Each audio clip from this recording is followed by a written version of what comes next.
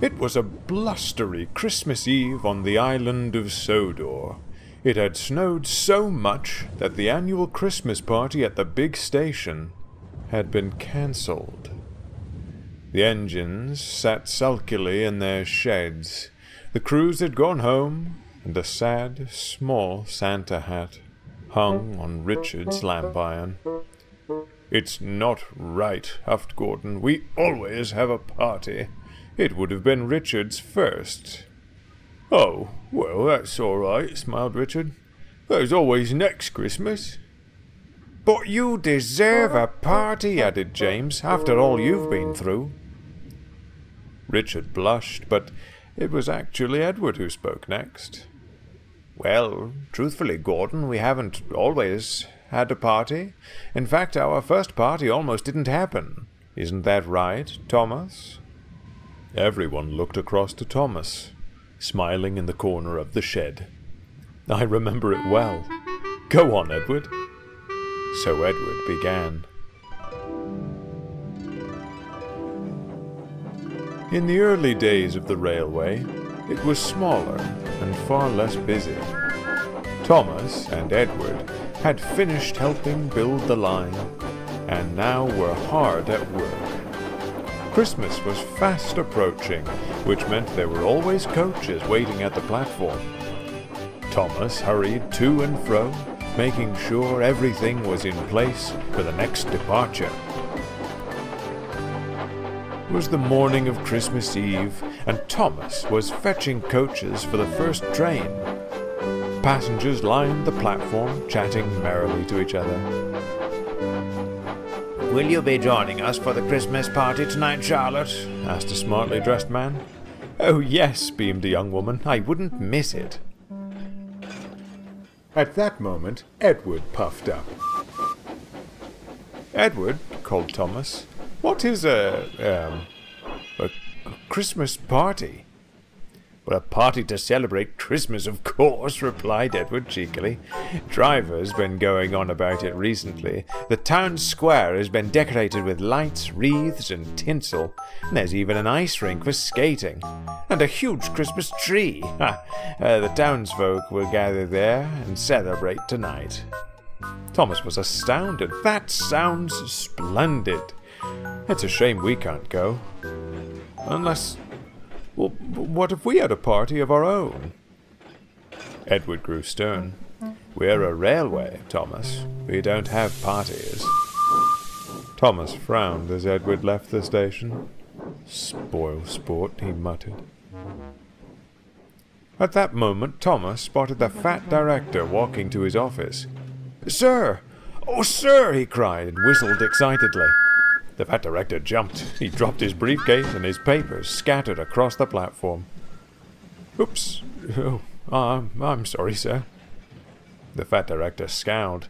"Is there something I can do for you, Thomas?" he demanded. Well, sir," stammered Thomas. I was wondering, sir, if we could have a party, sir, a Christmas party." "Certainly not," came the blunt reply. "We have passengers and goods to deliver before this evening. We've no time for parties." He turned on his heel, walked into his office, and forcefully shut the door. Thomas was cross. "Bah! Humbug," he grumbled. "I could plan a party and still get my work done." Huh. His scowl turned into a smile. "That's just what I'll do," he wheezed excitedly, and raced back to work. Thomas puffed about the yards, stumped over what to do for the party. Teach the trucks carols? No. Candy canes in the coaches? No. Just then he spied Albert at the water column. "Albert," he asked, pulling alongside, "have you ever been to a Christmas party?" "Oh my, no," Albert replied. "My branch line was far too busy for any parties. Although," he went on, "Driver used to decorate the sheds before he went home on Christmas Eve. That way Helena, Victoria, and I could all celebrate together." "That's it," cried Thomas. "Thanks, Albert." "Oh," said Albert. "You're welcome, I suppose, but what for?" Workmen were tidying the carriages in their sidings when Thomas came bustling in. "Excuse me," he called, "but I have an important job for you." "You do," said the workman. I mean the Fat Director does," replied Thomas hurriedly. "The sheds need to be decorated. Fast as you can." "Well, but the coaches aren't clean yet," shouted one. "Who cares?" said another. "Decorating beats cleaning in my books. Besides, Fat Director's orders." So the workmen put down their brooms and went to find decorations. Thomas was excited. He hadn't meant to lie, but he was sure the Fat Director would change his mind when he saw the sheds. Thomas puffed back and forth, up and down, in and out of the yard, fetching trains for the others. Each time he came back, the sheds would be decorated a little more. Thomas grew more and more excited. After a while, he stopped to take on water. "Soon to be finished, soon to be finished," he sizzled, gazing at the sheds. "What is the meaning of this?" Thomas's smile fell. The Fat Director stood in front of the sheds, shouting at the workmen. "I thought you wanted the sheds decorated, sir," said a workman. "And where did you get that idea?" The men stared at each other, and then pointed towards the water column. "So, Thomas," he began sternly, "it seems you enjoy playing railway director. What do you suppose I would say about this?" Thomas gulped. That I've been a very bad engine, sir." "Precisely," thundered the Fat Director. "You will shunt trains and do only the work I give you. And I don't want to hear another word about parties for the rest of the day. Have I made myself clear?" Yes, sir," replied Thomas. The workmen began to take the decorations down. "You've wasted enough time on that nonsense," the Fat Director scolded. "Get back to the coaches at once." "Yes, sir," the workmen echoed. Thomas's heart sank. It looked like there wouldn't be a party after all.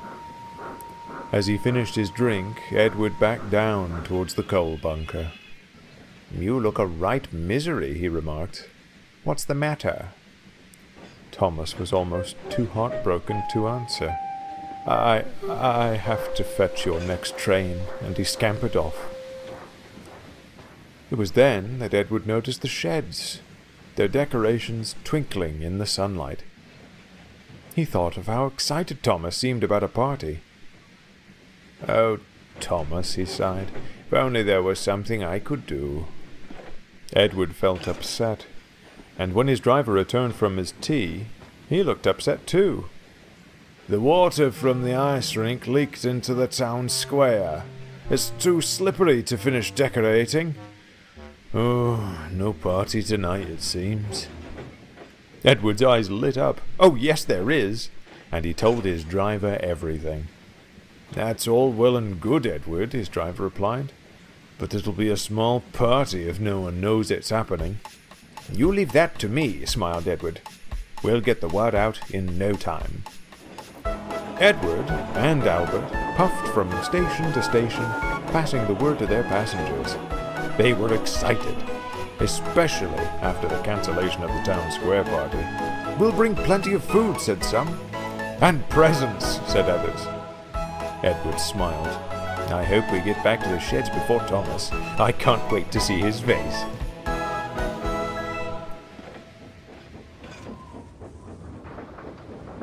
Night fell on the big station.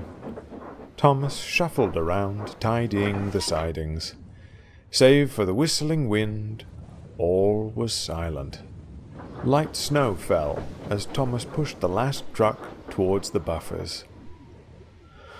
"Oh, well," he sighed, "at least it will be a white Christmas for Driver and his family tomorrow.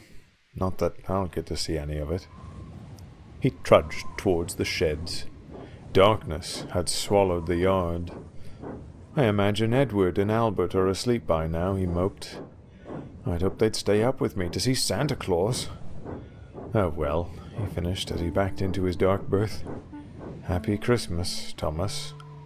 "Happy Christmas, Thomas!" The shed lights came on and a chorus of cheers erupted around Thomas. He was amazed. There was Edward, Albert, their crews, and the townsfolk. There were presents and decorations, and food laid out on the tables. And best of all, a big Christmas tree lit up the sheds. Thomas couldn't believe his eyes. "What do you think of all this?" smiled Albert. I don't believe it," Thomas beamed. "Who? How?" "What is all this?" The sheds fell silent. Standing in the doorway was the fat director. He strode up to Thomas and pointed at him. "I repeatedly told you no, and you went and planned a party in spite of it. You are a very disobedient engine." Thomas was speechless. Luckily, he didn't have to say anything. "It was me, sir," Edward said bravely. "I planned the party. You see, the party in the town square was cancelled," a man chimed in. "Your engines here pulled through to make sure we could all celebrate together," said a young woman. "And it's a good thing they did, too. Look at that!" cried an elderly man. Everyone turned. A fierce snowstorm had suddenly whipped up. Quickly, the fat director and the crew shut the shed doors. The fat director turned and sighed. Then he looked all over the sheds. It really was a magnificent sight to behold. "I suppose," he began shakily, "I haven't been in the brightest of spirits. I was so busy trying to ensure our passengers got home for Christmas. I didn't think to thank my hard-working engines.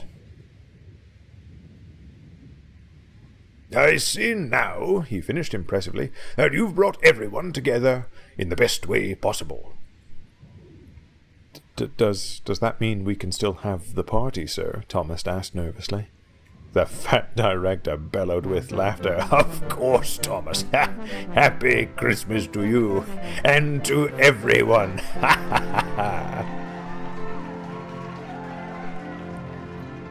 "We had a wonderful time," finished Edward. "Everyone stayed to wait out the storm, and the fat director even brought his family to the sheds on Christmas Day to give us coal for our good work." The engines all chuckled.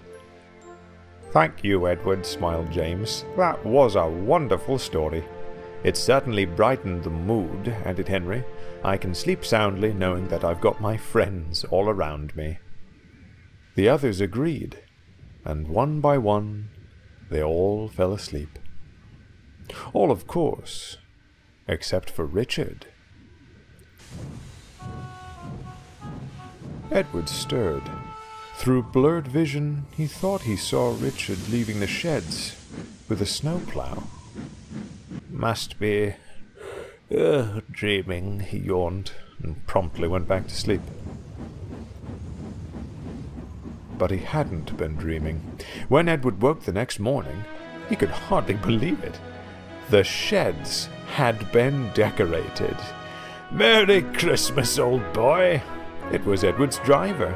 In fact, all the engine crews were there, along with their families. Even the fat controller and Lady Hat had come. The engines were all confused, until they noticed Richard's snowplow. "Did you?" began Edward. "I did," smiled Richard. "I'm no Donald or Douglas, but I cleared enough snow to get everyone here." "Even if he did wake us at the crack of dawn," added Lady Hat loudly. "You did all this for us, Richard?" Henry asked in amazement. "Well, after all you've done for me," replied Richard, "it was the least I could do. I must be the luckiest engine in the world. A new home, a new family, and Oh, well, excuse me, little fella," smiled Richard, "but I don't think engines are meant to drink cocoa, although I appreciate the gesture." Everyone laughed, and the celebrations began. The engines had a wonderful time, and one thing was for certain. They were all very thankful for their new friend, Richard.